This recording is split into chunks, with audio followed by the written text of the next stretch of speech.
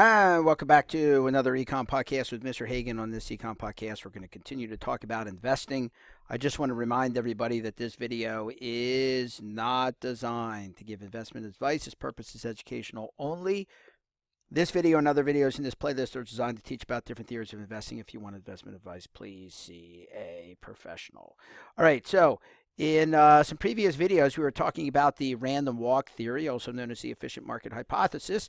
And we were saying that one of the things that they care about is measuring risk.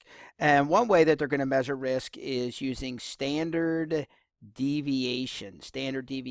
And we did talk about that on a previous video. And we said the standard deviation is the higher the standard deviation, the higher the risk of any one company. And the lower the company's standard deviation, the lower the risk of that company.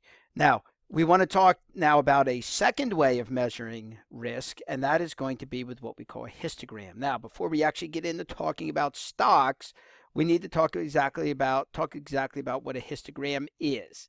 So a histogram is going to measure the frequency of different events. It's going to measure the frequency of different events. So let's do an example of this. So the example that we're going to do is using exam scores. So a professor gives a test, and these are the distribution of the exam scores. So what we do on the horizontal axis of our graph, of our histogram, is we're going to put events. The number of times, events are different things that happen. So for example, somebody getting an A is an event. Somebody getting a B is an event. Somebody getting a C is an event, and so on. Now, on the vertical axis, we're going to measure the frequency. We're going to measure the number of times that each of those events happened. So let's think about somebody getting an A. How many times did that happen? Well, that happened 14 times. So we would just come up here and we would just do a graph. That happened 14 times. So we would just label that.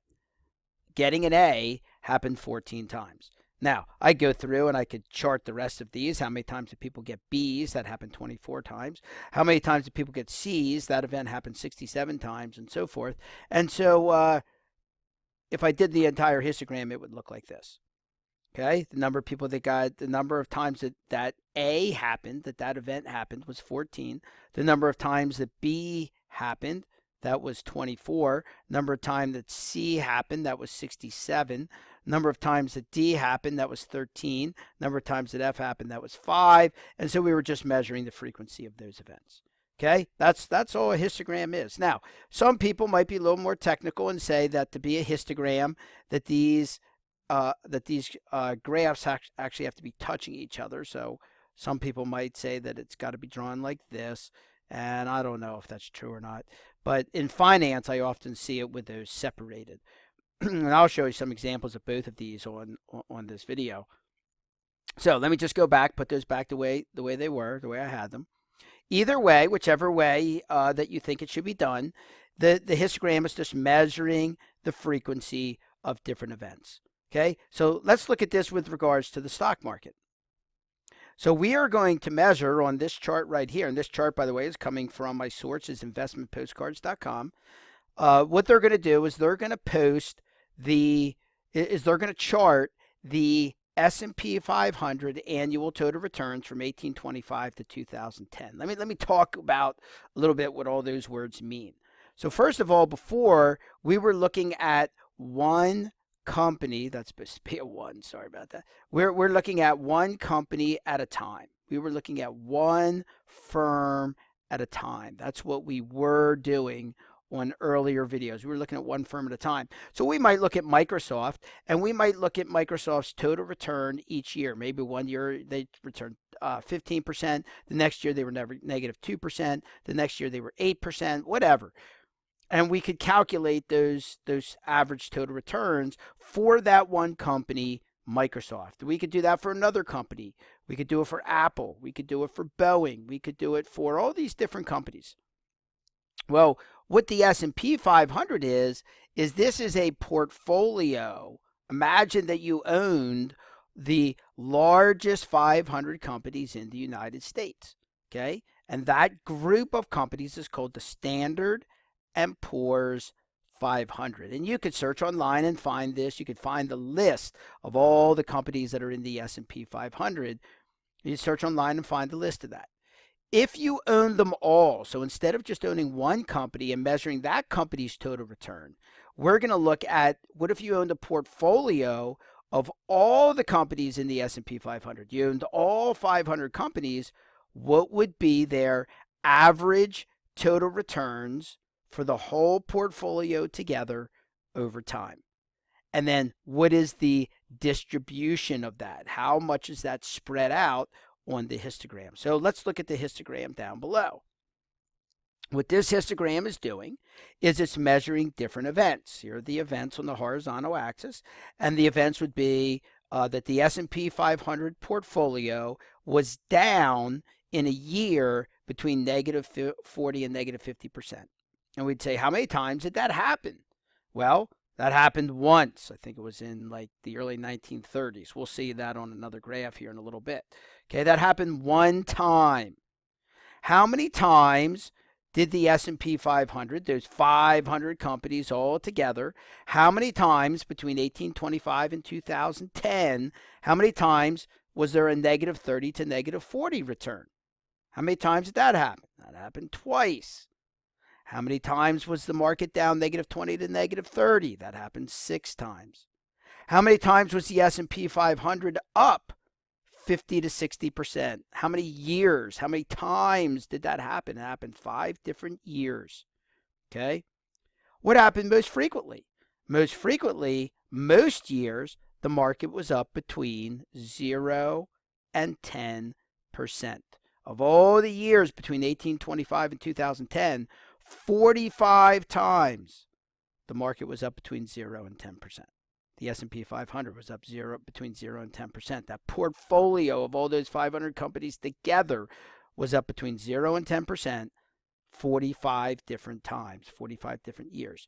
Okay? And then we can say, what happens most frequently? Well, most frequently, we can see the vast majority of years is somewhere between negative 20 and negative 40. That's the vast, vast majority of years are going to be in there. And then one other thing to look at is just if we were to draw a line right here. Why am I drawing a line right here? I'm drawing a line right there. Sorry, it's a poorly drawn line. I'm drawing a line right there because right here is 0. Okay? That's 0. So all of these are years that the market was above a 0% return. That means the market was positive. And these are all the years when it was negative. And what we can see is the number of positive years is greater than the number of negative years. So that means in the long run, you have more up years than down years. And so you tend to make money over the long run. We'll look at that idea later on a future podcast as well. Okay. So another interesting way of looking at this is this histogram. Now, this histogram is from the same source, investmentpostcards.com, and it's looking at the same data, the S&P 500 annual total returns from 1825 to 2010. So why do I like this histogram? Well, I like this histogram because it's still charting the frequency. How many times was the market up between 50 and 60%? That happened 5 times. How many times was it up between 40 and 50%? That happened. There were 5 different years where that happened. How many times was it up between 30 and 40%? Well, that happened 15 different times, and so on. It's the exact numbers. It's the exact data here. 5, 5, 15. Okay, 5, 5, 15. It's the exact same data. It's the exact same histogram. However, what I like is that they break it down. They stack the individual years. Which specific years did it actually happen? So, for example, I said there was one time that the market was down between 40 and 50%. That happened in 1931. Okay? Now, I was not around for 1931, but I was around for some of these. Negative 30 to negative 40% return for the S&P 500. How many times did that happen? Happened twice. In 1937, I was not around for that. But 2008, I remember 2008. Okay? How about negative 20 to negative 30%? Well, 2000 2002 that happened. I remember that. Okay, 1974. I was alive, but I don't remember it. And then the others were 1930, 1907, 1857, 1839. So it's just kind of cool that you can see those individual years inside of the histogram. Okay, now, so that's what a histogram looks like. That's how a histogram works. I want to talk on a future video, why is this important? What is important about histograms? So we're going to talk about how histograms help us to measure risk. That's the big idea. That's why we're looking at histograms. All right, this has been Mr. Hagan on another Econ Podcast. Thanks for joining me, and we'll see you on the next Econ Podcast.